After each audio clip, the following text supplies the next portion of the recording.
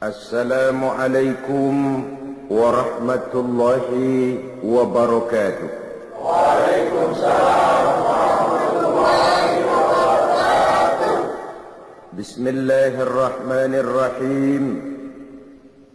Alhamdulillahilladzi ja'ala al-'ida li'ibadihi al-mu'minin wa khatama bihi shahra as-siyama lil-mukhlisin وجعل في طاعته عز الدنيا والآخرة للطائعين وفي معصيته ذل الدارين للعاصين والصلاة والسلام على أشرف الأنبياء والمرسلين وعلى آله وأصحابه المجاهدين الطاهرين أما بعد.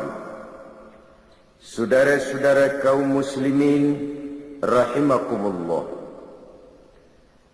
ketika matahari akhir Ramadan tenggelam di kaki langit sebelah barat dan malam 1 Syawal datang merayapi bumi, maka berubahlah segenap perasaan kita. Duka berganti suka, sedih lenyap datang gembira. Kita kumandangkan kegembiraan dan kebahagiaan ini melalui ucapan takbir dan tahmid yang menggema bersaut-sautan dari rumah yang satu ke rumah yang lain, dari masjid yang satu ke masjid yang lain, bahkan dari kampung yang satu ke kampung yang lain. Pertanda rasa syukur kita yang tiada terhingga kehadirat Allah yang Maha Esa dan Maha Kuasa. Selama Ramadan, sebulan penuh lamanya kita telah menempuh satu perjuangan yang sangat berat. Lebih berat daripada perjuangan mengangkat senjata menghancurkan musuh yang nyata. Lebih berat daripada perjuangan dengan hanya mengorbankan sebagian kecil dari harta yang kita miliki.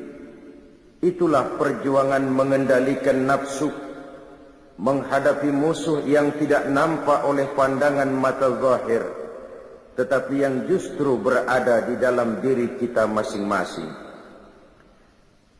Kita kibarkan panji-panji kemenangan dan bendera kejayaan melalui ucapan takbir dan tahmid tadi, pertanda rasa syukur kita setelah sebulan berpuasa, melatih diri, membina takwa, mengharap ridho. Banyak di antara kita umat Islam terlalu berpegang kepada kulit luar saja di dalam merayakan Idul Fitri atau Lebaran ini. Kita ukur Lebaran itu dengan pakaian baru, baju baru, sepatu baru, dan sebagainya. Padahal kegembiraan paling utama di dalam merayakan Idul Fitri itu tidak lain oleh karena kegembiraan kembali kepada fitrah, bersih, suci, seperti bayi baru dilahirkan oleh ibunya.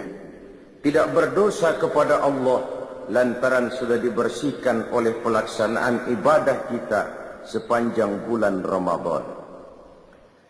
Oleh karena itu, hakikat daripada merayakan Lebaran tidak hanya sekedar terletak pada pakaian dan baju yang serba baru, tapi lebih kepada jiwa yang baru, yang ditempa, digojlok dan dibina oleh pelaksanaan ibadah puasa sepanjang bulan Ramadan.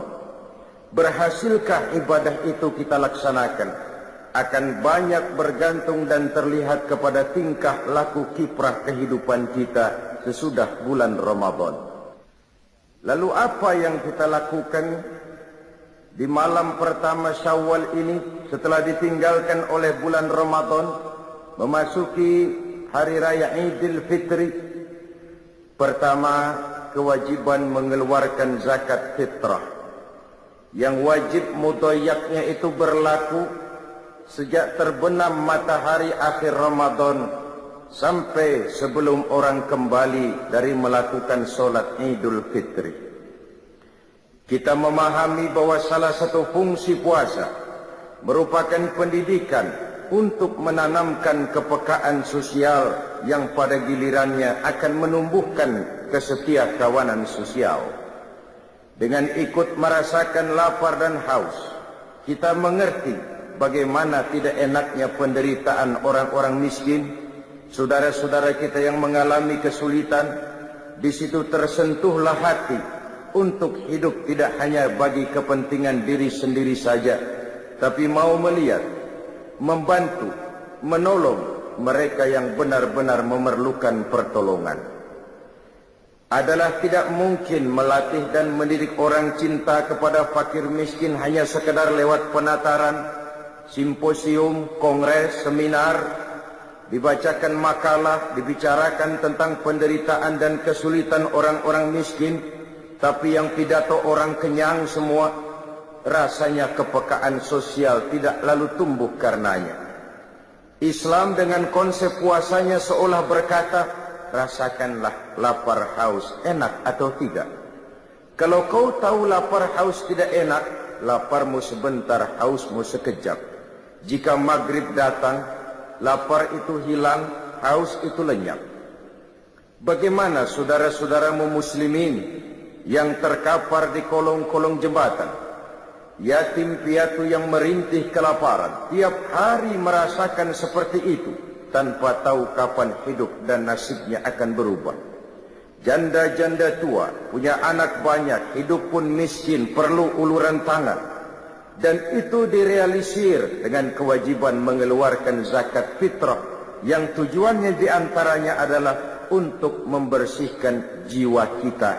Setelah ditempa dan digojol oleh pelaksanaan ibadah Ramadan, masih dibersihkan lagi dengan pembayaran zakat fitrah.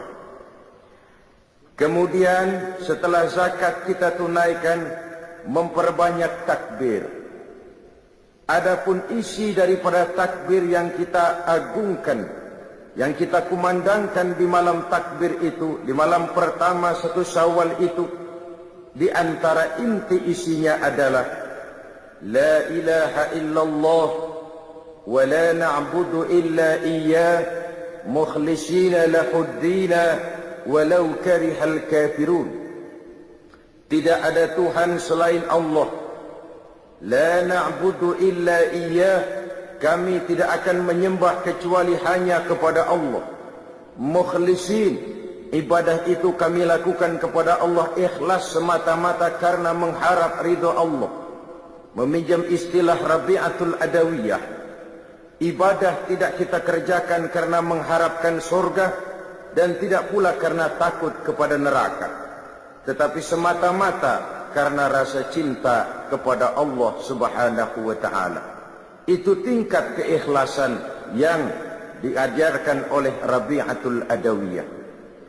Kalau seseorang rajin beribadah cuma karena mengharapkan surga, barangkali kalau tidak ada surga, bubar ibadahnya. Kalau seseorang melakukan ibadah cuma karena takut kepada neraka, barangkali kalau tidak ada neraka, juga orang tidak akan melaksanakan ibadah. Tapi kalau semata-mata oleh karena rasa cintanya kepada Allah, itulah tingkat keikhlasan yang tinggi adanya. Tidak ada Tuhan selain Allah.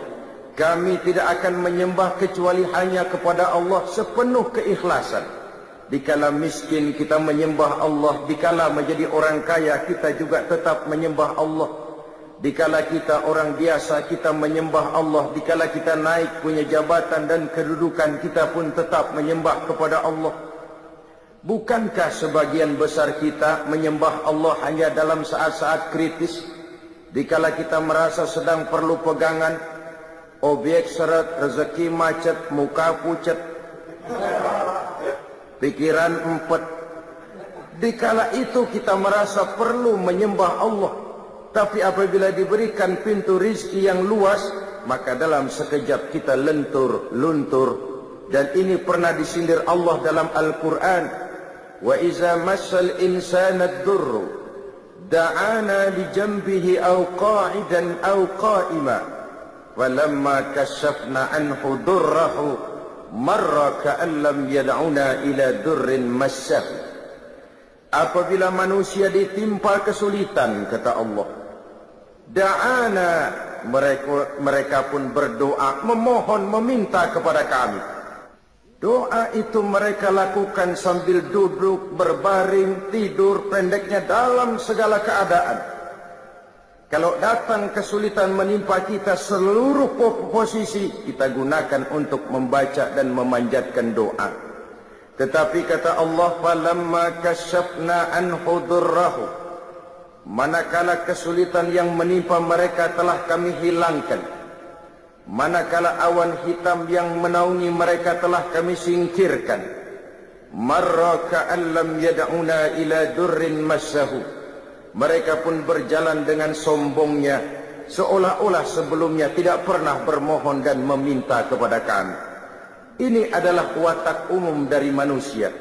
Hilang keikhlasannya, hanya memerlukan Allah dan agama pada saat-saat ia kepepet, menghadapi segala macam problema yang sulit terpecahkan.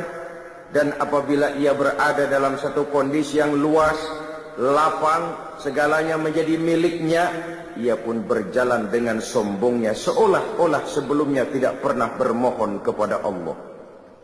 Maka takbir yang kita kumandangkan mendidik dan mengajarkan kita untuk menyembah Allah dengan ikhlas dalam segala keadaan. Walau karihal kafirun, walaupun orang-orang kafir tidak senang dengan hal semacam itu. Orang-orang kafir tidak akan berpangku tangan sampai kita bergeser tidak lagi menyembah Allah Subhanahu wa ta'ala, tetapi ikut menyembah Tuhan mereka, ikut ke dalam agama mereka. Dan itu kita ikrarkan, apapun yang akan terjadi, kami tetap berkeyakinan tidak ada Tuhan selain Allah. Kami tidak akan menyembah kecuali hanya kepada Allah. Kami tidak akan pernah peduli orang-orang kafir tidak senang dengan hal seperti itu. Sekali bertuhankan Allah, selamanya tetap bertuhankan Allah. Selamanya sekali menyembah kepada Allah, selamanya kita akan tetap menyembah Allah. Tidak akan bergeser menjadi penyembah harta, pangkat, jabatan, kedudukan dan lain sebagainya. Konsisten dan konsekuen. Lalu yang kedua dari isi kandungan takbir yang kita kumandangkan itu, la ilaha illallah wahdah, tidak ada Tuhan selain Allah, ia Maha Esa, tidak beranak, tidak diperanakkan, tidak satupun yang bisa diserupakan dan diumpamakan dengan dia. Sadaqa wa'dah, Allah Maha membenarkan segala janjinya. Allah Maha benar dengan segala janjinya, bahwa orang-orang yang beriman dan beramal soleh akan mendapat kebahagiaan di dunia dan di akhirat, bahwa orang-orang yang ingkar dan pembangkang akan menikmati juga azab yang teramat pedih. Allah Maha benar dengan segala janjinya. Tidak pernah sedikit pun Allah akan ingkar janji. Bahwa orang baik-baik akan ditempatkan di surganya, dan bahwa orang-orang jahat akan ditempatkan di nerakanya. Itulah janji Allah dalam kehidupan ini. Sadaqa wa'dah, Maha benar Allah dengan segala janjinya. Wa nasara 'abdah, dan Allah menolong hamba-hambanya. Orang-orang yang benar-benar menghamba kepada Allah, menyembah Allah dalam suka dan duka, dalam miskin dan kaya, Allah akan menolong orang-orang seperti itu. Dan apabila pertolongan Allah datang, maka tidak satu tenaga pun lagi yang akan sanggup membahayakan kita. Marilah kita lihat perjalanan hidup Rasulullah sallallahu alaihi wasallam. Saudara lihat ketika perjuangan dimulai pada periode Mekah. Sebenarnya ya, kalau menurut perhitungan taktik dan strategi militer saja, mestinya ketika di Mekah itu Nabi Muhammad hancur. Hancur sehancur-hancurnya. Coba lihat, kurang apa Quraisy ketika periode Mekah. Kekuasaan mutlak di tangan mereka. Kurang apa? Itu yang namanya Abu Jahal, Abu Lahab, Abu Sufyan. Segala daya dan dana mereka kerahkan. segala kekuatan dan kemampuan mereka curahkan untuk menghancurkan Nabi. Sejak diteror mental dan fisik, difitnah, dicaci maki, dilontari kotoran unta, dikucilkan di kampung bernama Syi'ib, sampai terjadi kemufakatan untuk membunuh Nabi, terjadi kemudian peristiwa hijrah. Kalau menurut perhitungan otak mestinya hancur, ternyata tidak hancur. Itu jelas ada faktor X. Dan faktor X itulah yang kita istilahkan dengan nasrum minallah, pertolongan dari Allah subhanahu wa ta'ala. Tidak mungkin, kata kita. Mana bisa menurut kebiasaan. Impossible, kata rasio. Tapi kalau Allah menghendaki, rasanya tidak ada yang tidak mungkin kalau Allah sudah menghendaki. Nasara abdah, Allah menolong hamba-hambanya. Menolong dengan hamba-hambanya ini jangan terpisah. Allah menolong hamba-hambanya, orang yang dengan konsekuen menyembah kepadanya dikala suka dan duka, selalu dalam pertolongan Allah. Oleh sebab itu, oleh seorang ulama kita diajarkan untuk takut kepada tiga. Allahumma inni akhafu minka, wa akhafu mimman yakhafu minka, wa akhafu mimman la yakhafu minka. Ya Allah, saya takut kepadamu. Ya Allah, saya takut juga kepada orang yang takut kepadamu. Ya Allah, saya juga takut kepada orang yang tidak takut kepadamu. Orang yang takut kepada Allah, kita takuti orang seperti itu. Kenapa? Orang yang takut kepada Allah, dia dekat dengan Allah. Orang seperti ini selalu ditolong Allah. Dia kalau kita sakiti memang tidak mungkin melawan. Barangkali akan lebih banyak mengalah. Tapi Allah akan menolongnya. Artinya kalau orang yang takut kepada Allah itu kita takut apanya? Kita takut kualatnya. Takut kepada Allah. Takut juga kepada orang yang takut kepada Allah. Yang ketiga, kita juga takut kepada orang yang tidak takut kepada Allah. Takut apanya? Takut sialnya. Sialnya itu yang bakal nular. Orang kalau sudah tidak takut kepada Allah, tidak ada norma. Orang yang seperti ini mengundang murka Allah. Kalau Allah murka, bencana datang. Kalau bencana datang, kesulitan tidak hanya menimpa orang-orang jahat. Orang-orang yang baik pun akan terkena juga jadinya. Karena itu yakinlah kita, selama melaksanakan ibadah Ramadan, kalau bukan pertolongan Allah, sulit sekali berjuang mengendalikan nafsu. Kalau bukan karena pertolongan Allah, sulit menahan lapar dan haus di tengah dikeliling kita banyak makanan dan minuman. Kalau bukan karena pertolongan Allah, berat melaksanakan solat tarawih, mengeluarkan zakat dan lain sebagainya. Nasara abda, Allah maha menolong hamba-hambanya.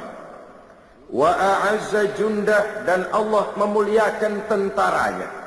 Siapa sih tentara Allah? Setiap orang yang berjuang dan membela agama Allah, itulah tentara Allah. Ikhlas karena Allah semata-mata. Saudara memakmurkan majelis taklim, ikhlas untuk izul Islam wal muslimin, saudara adalah tentara Allah.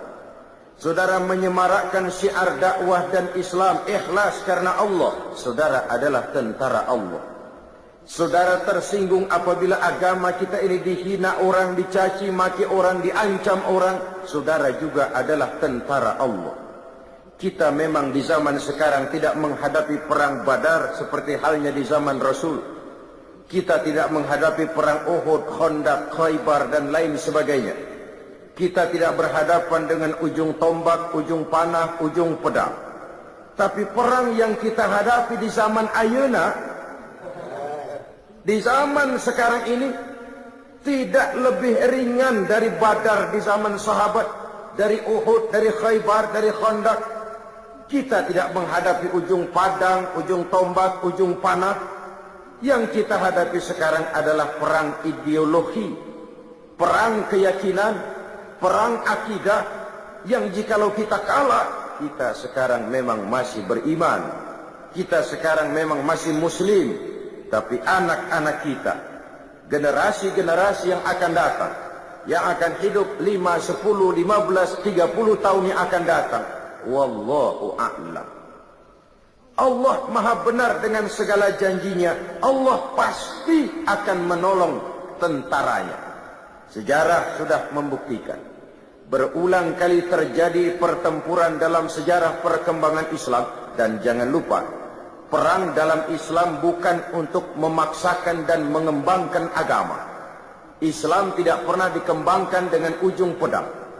Perang dalam Islam adalah perang untuk membela keyakinan dari cercaan, tekanan, dan hinaan pihak luar. Pada awal tahap pengembangan Islam, tidak hanya sekedar perang Uhud, hampir dalam setiap pertempuran, jumlah tentara Muslim selalu lebih kecil dari tentara-tentara kafir yang dihadapinya. Entah kemenangan bisa mereka raih, entah keberhasilan bisa mereka capai. Kenapa? Pada satu sisi, a'azza junda, Allah memuliakan tentaranya. Pada sisi lain, nilai keikhlasan mereka pada saat itu benar-benar izzul Islam wal muslimin, untuk kehormatan dan kejayaan Islam serta umatnya. Terlepas dari keinginan mencari nama harum, mengejar pangkat dan jabatan, apalagi mengejar-ngejar harta, dari keikhlasan inilah pertolongan itu datang. Dari keikhlasan inilah mereka mendapat kemenangan. Ma'asyiral muslimin rahimakumullah. Oleh karena itu, yakinlah kita, sekali kita mempersiapkan diri menjadi tentaranya Allah, Allah pasti akan memuliakan tentaranya. Dan tentara Allah itu tidak perlu pakai seragam resmi, tidak perlu bernaung di bawah bendera tertentu. Kita bisa pakai segala macam baju, kita bisa pakai segala warna bendera. Asal niat dan motivasi kita berjuang untuk kejayaan Islam dan muslimin, ikhlas karena Allah, kita adalah bala tentara Allah. Nahnu junudullah, kita adalah pasukan-pasukan dan tentara-tentara Allah. Allah muliakan tentaranya, Allah angkat derajat pasukannya. Wa hazamal ahzaba wahdah, dan Allah mengikat golongan-golongan, partai-partai, kelompok-kelompok menjadi satu. Kalau Allah menghendaki, mudah saja. Karena memang umat Islam ini adalah satu umat yang satu, yang sudah diikat dengan akidah. Bukan soal dari manapun orang datang, apapun warna kulitnya, bahasa apapun yang dipakainya. Saya adalah saudara, saudara adalah saya. Menghina saudara sama dengan menghina saya. Menyakiti saudara juga berarti adalah menyakiti saya. Kita adalah satu badan. Apabila yang satu sakit, yang lain akan ikut merasakan sakit. Sudah waktunya kita menggalang kebersamaan. Islam milik rame-rame. Harus kita jaga rame-rame, harus kita belain rame-rame. Muslim boleh dibungkus oleh baju tentara, Muslim boleh dibungkus oleh baju polisi, Muslim boleh dibungkus oleh baju pejabat, dokter, teknokrat, seniman, artis, pengusaha, konglomerat, and all profession. Silakan. Tapi baju apapun saja yang membungkus badannya, jiwa dan semangat Islamnya tidak boleh luntur oleh baju yang membungkus badannya, lalu mampu menjalin kebersamaan. Dia sanggup berkata, saya camat, tapi saya Muslim. Saya jaksa, tapi saya Muslim. Saya polisi, tapi saya Muslim. Saya gubernur, tapi saya Muslim. Dia bangga dengan nilai keislamannya. Sekarang kan umumnya terbalik orang ngomong. Iya, Islam sih Islam, tapi kan gua kan camat. Iya, Islam sih Islam, tapi gua kan jaksa, gua kan bupati. Terbalik. Saya bupati, tapi saya Muslim. Mau apa? Saya polisi, tapi saya Muslim. Mau apa? Baju boleh berbeda, lambang dan bendera boleh beraneka warna, kaos dan jaket silahkan tidak seragam. Tapi jikalau Muslimlah kita adalah satu badan. Harus saling memperkuat satu dengan yang lainnya. Marilah kita menjadi tentara-tentara Allah yang siap bukan hanya sekedar mengorbankan harta, tenaga, pikiran, waktu, bahkan nyawa ini pun jikalau memang diperlukan, bismillah, lillah, siap kita berikan untuk izzul Islam wal muslimin ini. Selama Ramadan kita juga sudah menjadi tentara-tentara Allah, berjuang mengendalikan nafsu, dan itu perjuangan yang lebih berat kata Nabi dari perang Badar. Seorang yang besar badannya, tinggi pangkat dan jabatannya, berenteng titelnya, bukan merupakan jaminan bahwa orang itu akan mampu mengendalikan hawa nafsunya. Makin tinggi kualitas iman, makin tinggi status sosial, akan semakin berat bisikan hawa nafsu. Kita rayakanlah kemenangan perjuangan mengendalikan dan melawan hawa nafsu ini melalui ucapan takbir dan tahmid yang menggema bersaut-sautan. Rasa syukur, memuji, rasa tafakur kita kepada Allah Subhanahu wa ta'ala. Lalu di pagi hari 1 Syawal berangkat kita melaksanakan sholat Idul Fitri. Kalau sholat Idul Fitri rasanya tidak perlu digalakkan. Kenapa? Yang kagak sembahyang juga bakalan keluar tuh hari mah. Pokoknya biar subuh kagak, Idul Fitri mah kudu. Saudara hadirin yang saya hormati, baiklah, itu toh masih lebih baik daripada tidak sholat sama sekali. Itu masih lebih baik. Sama saja ada orang berkata, Pak, bagaimana seseorang puasa tapi tidak mengerjakan sholat? Saya katakan, puasa tapi tidak sholat masih lebih baik daripada tidak sholat juga tidak puasa. Itulah kalau kita melihat dengan kacamata putih bahwa seseorang menjadi baik itu lewat proses. Tidak bisa orang dari salah kepada soleh dengan hanya simsalabim abragdabra.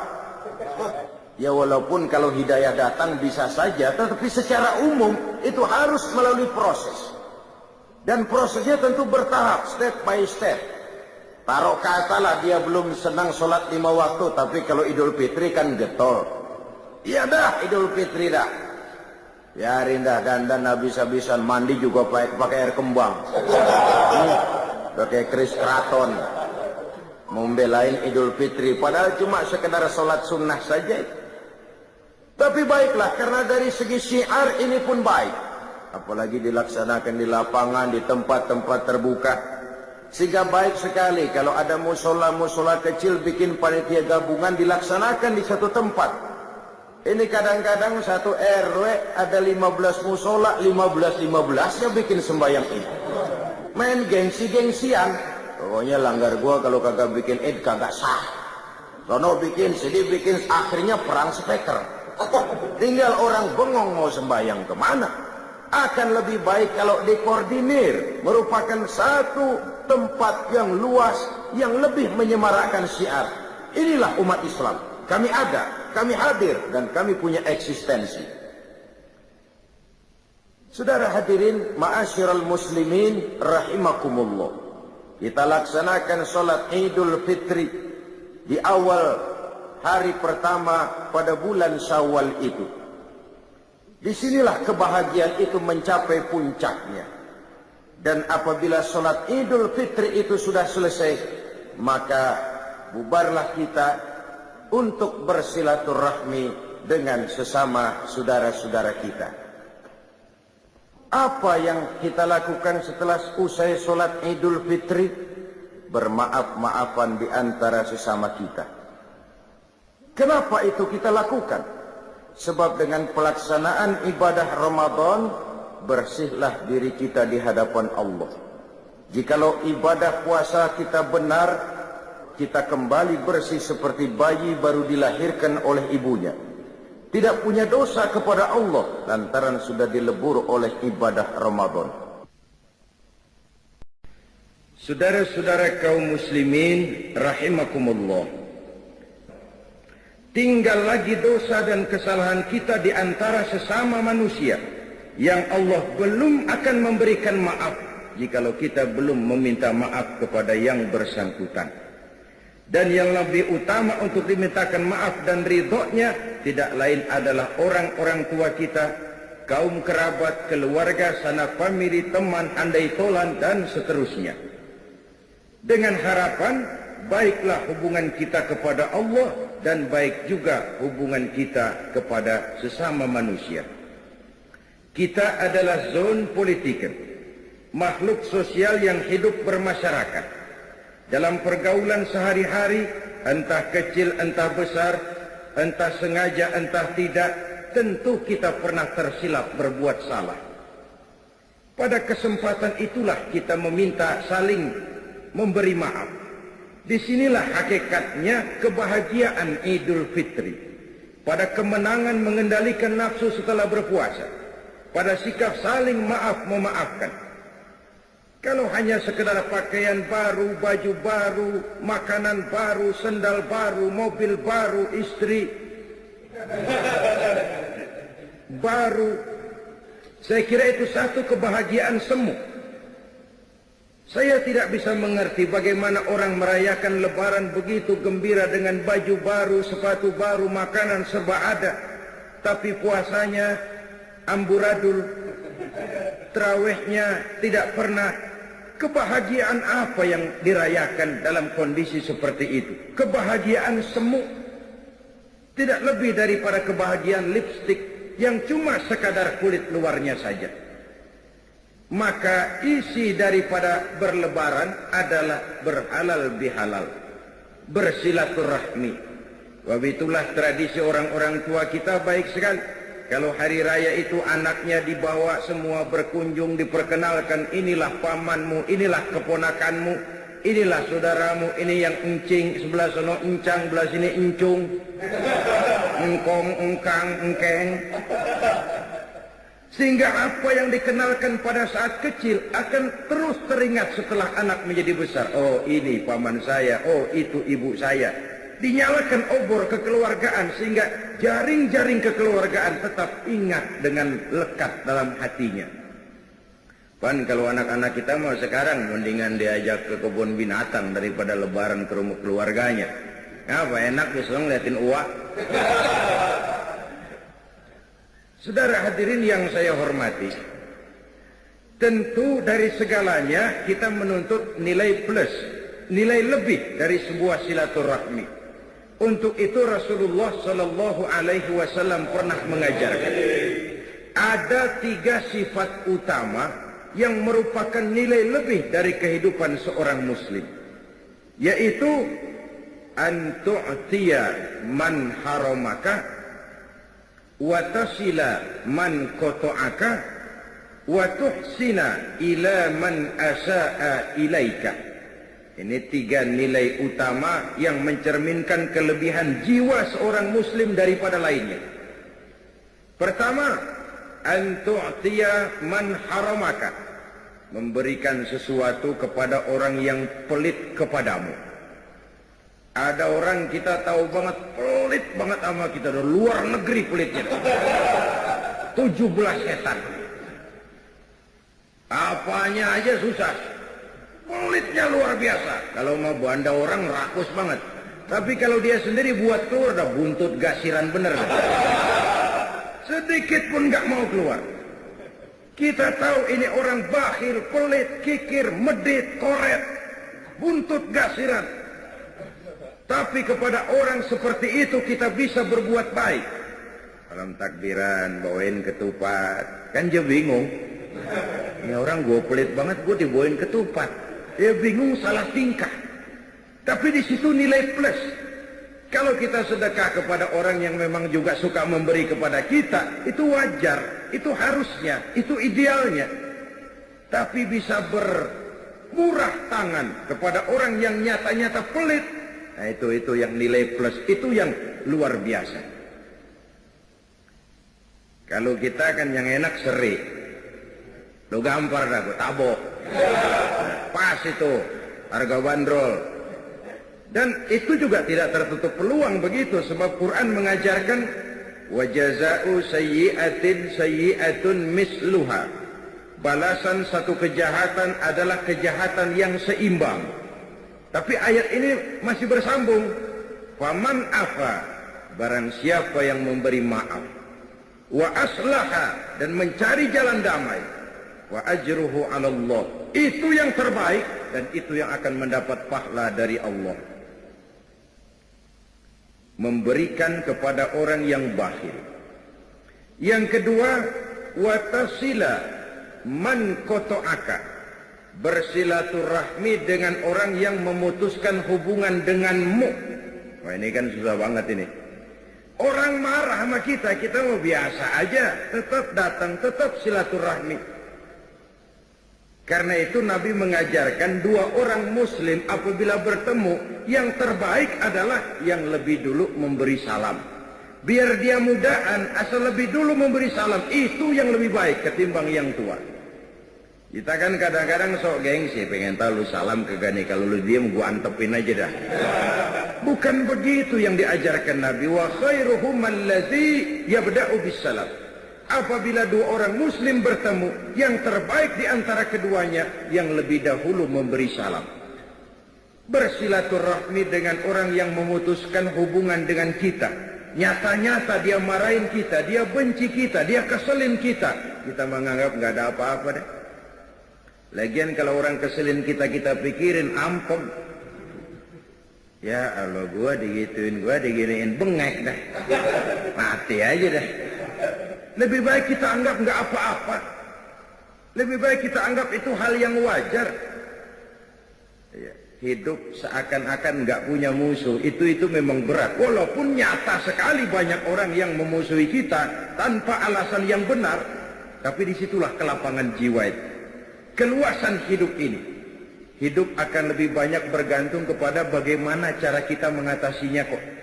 Satu persoalan yang kecil kalau kita anggap dia besar, kita gede-gedein, lah jadi gede. Tapi satu persoalan yang besar kalau kita hadapi dengan tenang, tegar, insya Allah tidak akan membawa dampak yang tidak kita inginkan. Hidup akan banyak bergantung kepada cara bagaimana kita mengatasinya.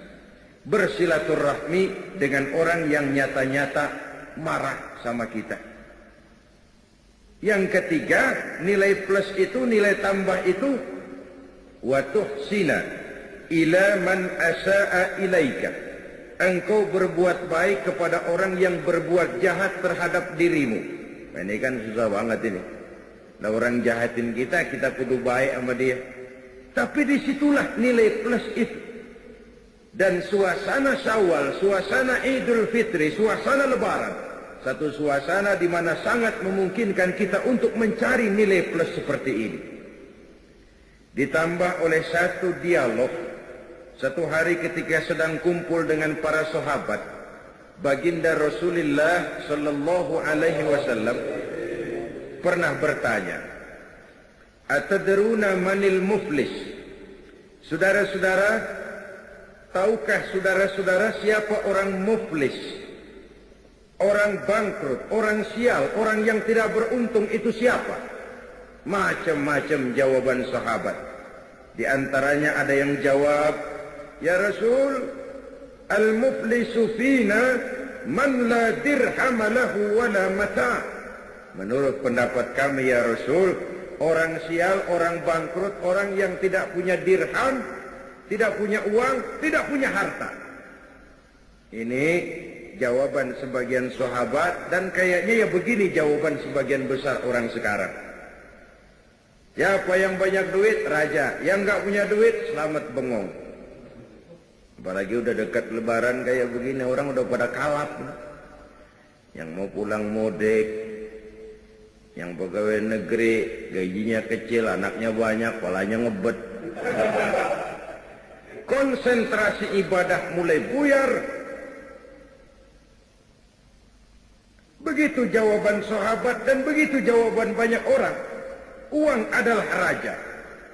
Orang yang banyak duit sama yang kagak punya duit, jangan gaya hidupnya, jalannya aja lain. Baru jalannya udah lain. Ya sama juga orang kalau kerja di bangunan, lihatin dah. Hari Rebo sama hari Sabtu jalannya lain. Hari Sabtu mau gagah uang ada nyingsot lagi. Kenapa? Ada yang dikantongin. Ini sugesti. Sampai seorang penyair Arab pernah bilang, Uang itu di mana-mana. Taksur rijala mahabatan wa jalalah. Bikin gagah orang yang memilikinya. Dia adalah lidah yang paling ampuh bagi orang yang mau bicara. Dia adalah senjata yang paling tangguh bagi orang yang mau maju ke medan perang. Tapi apakah itu yang dimaksud Rasul? Beliau menjawab, bukan itu. Orang yang sial bukan orang yang enggak punya duit. Orang yang bangkrut bukan orang yang enggak punya harta. Lalu siapa ya Rasul? Innal muflisa min ummati. Orang-orang yang sial, yang bangkrut dari golongan umatku. Umatku. Rasul tidak bicara Yahudi, Nasrani, Majusi. Umatku. Kita ini. Siapa mereka? Kata Rasul, mayyati yaumal qiyamah bisolatin wa siyamin wa zakatin. Orang yang di hari kiamat nanti datang menghadap Allah dengan membawa pahala puasa, pahala zakat, pahala solat, semua dia bawa. Dia setorkan kepada Allah. Tuhan, ini pahala sembahyang saya. Nih puasa yang sembahyang wajib, nih yang sunnah. Belah mari rawatib, belah sini nawafil, laporan, selesai. Tuhan, ini pahala zakat saya. Tuhan, ini pahala puasa saya. Ini yang puasa Ramadan, ini yang puasa sunnah 6 hari bulan Syawal, ini yang puasa Senin Kemis, ini yang puasa Nazar. Di satu pihak dia datang menyetorkan amal kebajikan. Tapi di lain pihak kata Nabi, wa ya'ti qad syatama haza. Dia juga datang bawa dosa karena pernah mencaci maki orang lain. Wa qazafa haza, pernah memfitnah orang lain. Wa akala mala haza, pernah memakan harta orang dengan cara yang zalim. Wa syafaka dama haza, pernah mengalirkan darah orang lain tanpa alasan yang benar. Kalau ini yang terjadi, di satu pihak datang membawa pahala kebaikan, di lain pihak datang membawa dosa karena menyangkut urusan manusia, apa yang terjadi? Lagi enak-enak dia laporan, Tuhan nih pahala sembahyang saya nih. Datang orang dari sebelah kirinya, ntar dulu Tuhan. Apa mas? Ini orang memang benar tukang sembahyang. Cuma waktu di dunia saya pernah dicaci maki tanpa salah. Di depan umum habis dibikin malu saya, diperong muka saya. Hancur hati saya. Karena kelemahan saya tidak sanggup menuntutnya di dunia. Sekarang saya menuntut keadilan. Benar. Ini orang pernah kamu caci maki. Benar Tuhan. Kamu belum sempat minta maaf sama dia. Benar Tuhan. Jiniin pahala sembahyang lo tuh. Kasihin tuh orang yang kamu caci maki. Habis orang yang mencaci maki, datang lagi yang lapor. Tuhan, ini orang memang tukang puasa. Tapi ketika di dunia saya pernah difitnah. Hancur nama baik saya karena fitnahnya. Di dunia saya tidak bisa menuntut. Sekarang saya menuntut keadilan. Benar, benar Tuhan. Kamu belum minta maaf sama yang bersangkutan. Belum Tuhan. Siniin pahala puasamu, kasih orang yang kamu fitnah. Datang lagi Tuhan, dia memang tukang bayar zakat, sedekah rajin, tapi nyolongnya lebih gede dari sedekahnya. Harta saya dimakan dengan cara yang zalim, saya menuntut keadilan. Betul, betul. Ayo pahala zakatmu kasih orang yang kau makan hartanya dengan cara yang zalim. Fa in faniyat hasanatuhu qabla an yuqda ma alaihi. Jikalau kebaikannya sudah habis dituntut, sedangkan dosa belum tertutup, tagihan datang terus. Ibarat orang dagang, modal bures, tagihan utang bejibun. Kan ngebet pala. Bangkrut. Apa yang terjadi? Dosa orang yang kita fitnah, kita caci maki, kita makan hartanya dengan zalim, diambil, diberikan kepada kita. Apa enggak bangkrut? Sudah pahala dipretelin, dosa dibagiin. Kenapa bisa terjadi begini? Orang ini cuma baik hubungannya kepada Allah, tapi tidak baik hubungannya kepada sesama manusia. Hablum minallahnya hebat, tapi hablum minan nasnya acak-acakan. Akhirnya dia jadi bangkrut di padang mahsyar dan di akhirat nanti. Oleh karena itu agama mengajarkan dan menuntut keseimbangan. Baik hubungan kita kepada Allah dan baik juga hubungan kita kepada sesama manusia. Momentum di bulan Syawal merayakan Idul Fitri isinya adalah silaturahmi. Silaturahmi adalah media untuk memudahkan komunikasi. Dengan terwujudnya komunikasi, maka banyak hal yang bisa kita lakukan. Itulah sebabnya Rasulullah sallallahu alaihi wasallam memberikan peringatan keras kepada umatnya. Beliau bersabda, "Isnani la yanzurullahu ilaihima yaumal qiyamah." Ada dua golongan manusia yang di hari kiamat nanti tidak akan dipandang oleh Allah, tidak akan diopeni oleh Allah, alias didiemin, diantepin, dilihatin aja. Orang pada diopenin, dia enggak. Subhanallah. Saudara-saudara, di dunia ini kita didiemin aja mau mertua udah bingung.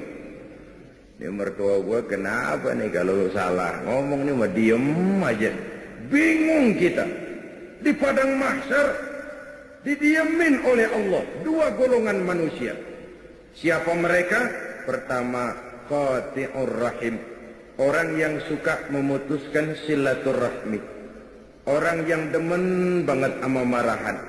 Ada aja nyari-nyari gara-gara. Kalau setengah hari kagak marah, ngebet palanya. Orang kayak begini di akhirat nanti tidak akan diopeni oleh Allah. Yang kedua, wajarus su'i, tetangga yang jahat dengan tetangganya. Tidak pernah aman tetangga sebelahnya, baik dari gangguan tangan, lidah, ataupun anggota badannya yang lain. Kunjung mengunjungi dari rumah satu ke rumah yang lain, dari keluarga yang satu ke keluarga yang lain, menandakan kegiatan di hari raya Idul Fitri itu. Selebihnya adalah menjaga semangat Ramadan. Ini yang terpenting. Kalau pelaksanaan ibadah puasa kita berhasil, maka itu akan membentuk jiwa, semangat, dan gaya hidup sesudah Ramadan. 1 bulan mewarnai 11 bulan. Kan begitu. Kita sering terjebak kepada rutinitas ritual. Solat kita tidak mewarnai gerak hidup kita antara solat ke solat. Apa yang kita kerjakan antara subuh dengan zuhur tidak diwarnai oleh subuh kita. Haji tidak menyebabkan wawasan kita makin bertambah. 4-5 kali mondar-mandir Jakarta Mekah pergi haji, tapi piciknya tetap macam katak di bawah tempurung. Wawasannya tidak lalu terbuka walaupun dia sudah melihat Islam dalam skala yang makro. Ketekunan puasanya tidak menyebabkan kesetiakawanan sosialnya lalu tumbuh. Zakat yang dia keluarkan bahkan merasa bahwa dia lebih hebat dari orang yang menerima. Padahal belum tentu. Kita mengeluarkan zakat, hakikatnya hanya melaksanakan satu ibadah. Tidak berarti bahwa yang mengeluarkan zakat merasa diri lebih hebat dari yang menerima. Tidak berarti begitu. Oleh karenanya, bagaimana kita menjaga dan memelihara semangat Ramadan di luar Ramadan. Jangan selesai Ramadan malah merdeka.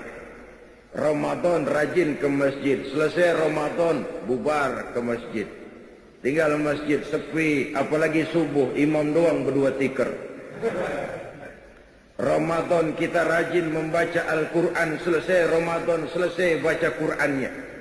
Menjaga dan memelihara semangat yang telah ditempa dan digojolok oleh pelaksanaan ibadah Ramadan. Apa di antaranya? Kemampuan mengendalikan diri. Jangan lupa unsur pengendalian diri pada saat Ramadan bukan hanya pada waktu siang ketika berpuasa, tapi justru pada waktu malam. Kenapa? Malam setelah maghrib datang kondisi sudah serba memungkinkan. Kalau siang mah memang jelas makan nggak boleh, minum nggak boleh, wajar kalau di situ kita bisa mengendalikan diri.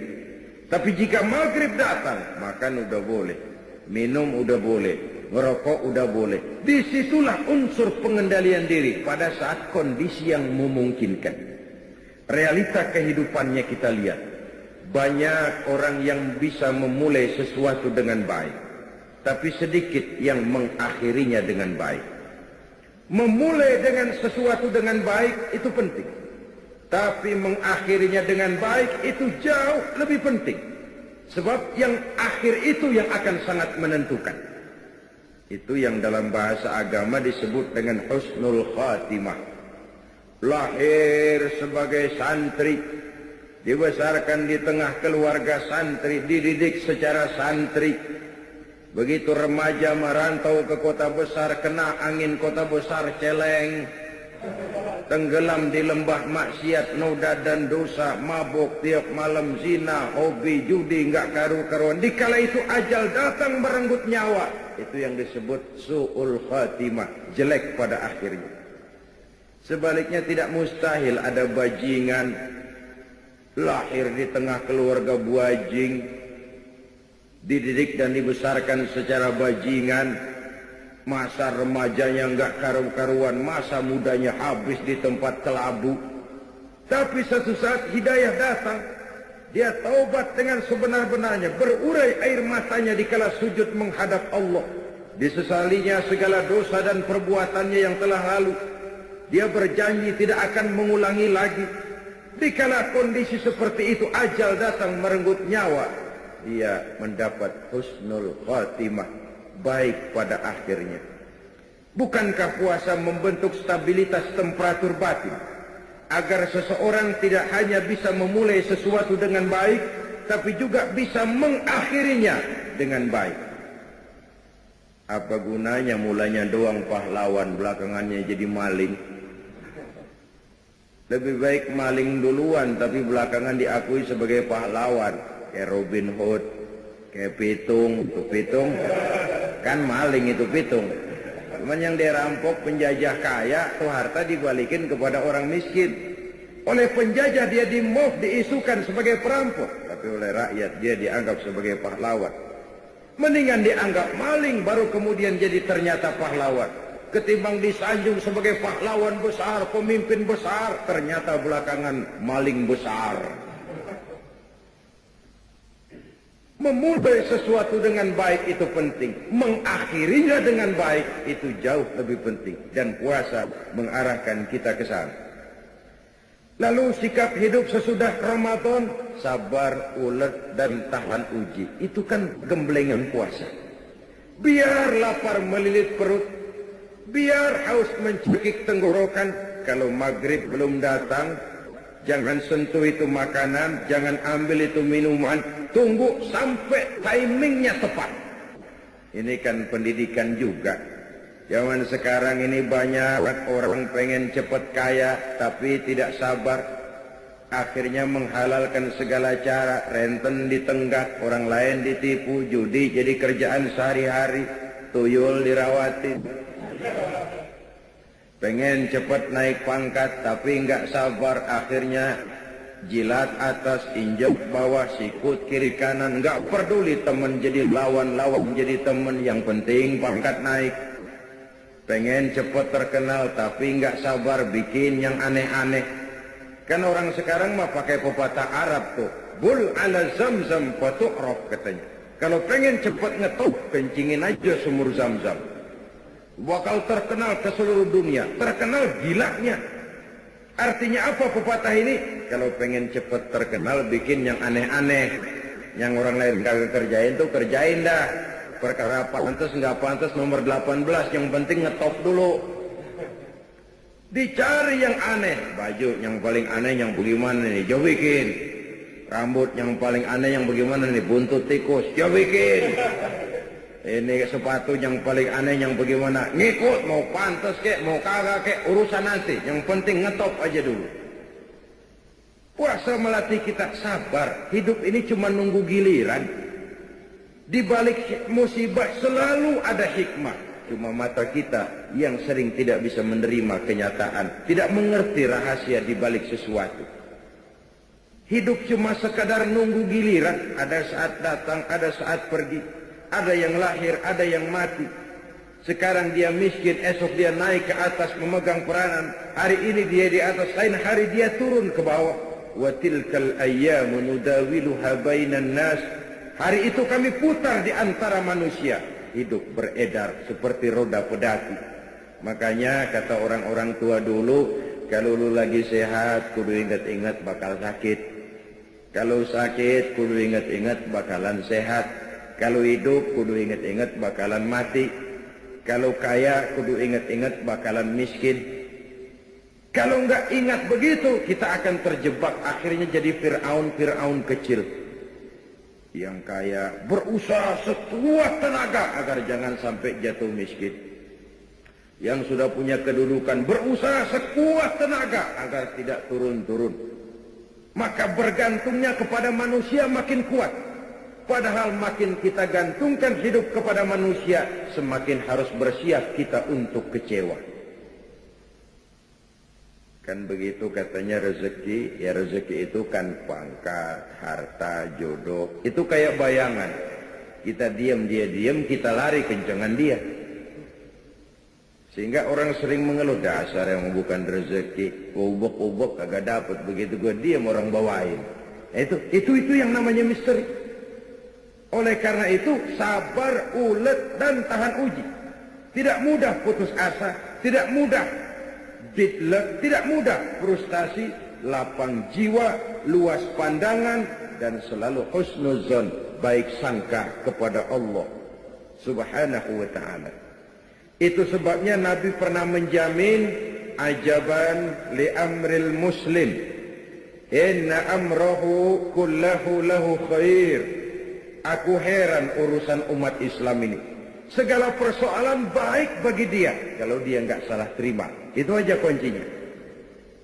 Kalau dia miskin, dia berkata, alhamdulillah kita miskin. Mudah-mudahan di akhirat nanti pemeriksaannya kagak lama-lama kayak orang kaya. Nah kan enak itu. Nah miskin apaan yang mau dikebet, emang yang mau diperiksa kagak. Tapi kalau dia kaya, alhamdulillah saya diberikan amanah harta. Mudah-mudahan harta ini bisa menunjang ibadah saya kepada Allah. Dalam posisi kaya, alhamdulillah. Dalam posisi miskin, alhamdulillah. Ajaban li amril muslim, inna amrahu kullahu lahu khair.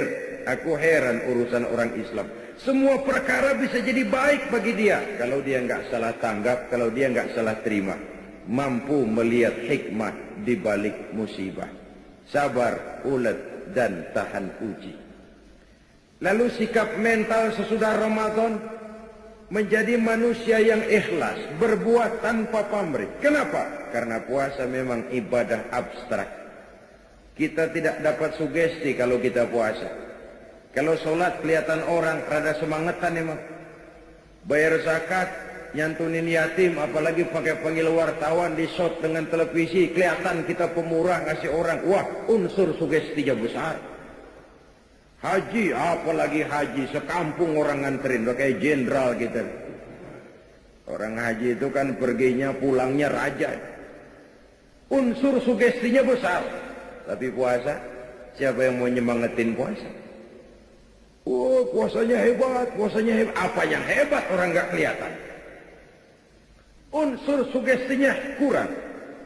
Kalau toh kita laksanakan, itu tidak lain karena panggilan iman semata-mata. Maka puasa ini sulit terserang penyakit riya. Ibadah-ibadah yang lain oleh karena kelihatan orang, dia mudah terserang oleh penyakit riya. Karena itulah seharusnya jiwa yang digojlok, dibina dan ditempa oleh pelaksanaan ibadah Ramadan semakin membuat manusia mampu untuk berbuat tanpa pamrih. Ikhlas karena Allah lebih mengutamakan kepentingan orang banyak daripada kepentingan pribadi, keluarga, dan golongan. Kalau tidak, kita akan terserang penyakit tamak bin rakus alias serakah. Ini juga sudah digambarkan oleh perjalanan puasa. Coba aja kalau lagi mau menggerib bulan puasa, kira-kira jam 4, jam 5. Rasanya apaan aja mau kita minum, apaan aja mau kita makan. Minuman udah berjejer kayak orang antri. Makanan segala macam makanan ada di atas meja. Rasanya kalau boleh orang lain jangan kebagian. Kalau bisa semuanya saja buat saya, orang lain nggak usah. Begitu menggebu. Padahal jika maghrib datang, tetak seteguk air, sepotong roti, 2-3 butir korma, kenyang itu datang. Kemana keinginan yang tadi begitu menggebu? Itu nafsu namanya. Dan mental seperti inilah yang sangat menghambat bagi terwujudnya usaha pemerataan pembangunan di Republik Indonesia ini. Sehingga kue-kue pembangunan itu tidak terbagi secara merata. Yang di atas gede, bawah kecil, mikin netes, mikin dikit. Kenapa? Akibat adanya mental tamak bin rakus alias serakah. Orang lain nggak boleh kebagian. Oleh puasa kita dididik untuk sederhana. Kenapa? Karena kita menyadari bahwa kalau sudah kena seteguk air, sepotong roti, 2-3 butir kurma, kenyang itu datang. Nafsu memang tidak pernah kenal puas, tidak pernah kenal cukup, dan tidak pernah kenal berhenti. Memperturutkan hawa nafsu sama saja dengan minum air laut. Semakin diminum, semakin haus tenggorokan, semakin kering tenggorokan dibuatnya.